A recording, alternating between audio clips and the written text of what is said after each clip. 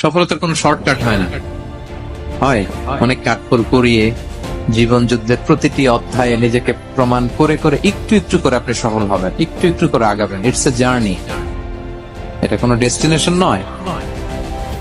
এবং সফল হওয়ার পথ পরিক্রমায় কোনো লিফট নেই, সিঁড়ি বেয়ে উপরে উঠতে হয়। কি বেয়ে? কিন্তু আমরা সফল হতে চাই কিভাবে?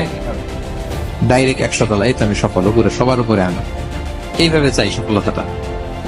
সবার উপরে উঠে যাব, গোল্ড মেডেল গলায় পরাই দিবে, আমরা সাকসেসফুল না।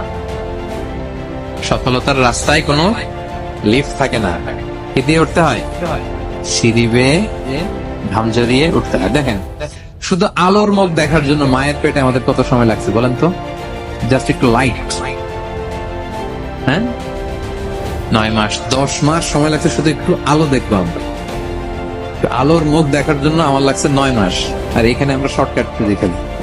কি খুঁজি? সফলতার কোনো শর্টকাট নেই। অল্প এফোর্টে যারা সফল হতে চায় এরা কোনোদিন সফল হয় না। ইউসুফ আলাইহিস সালামের জীবন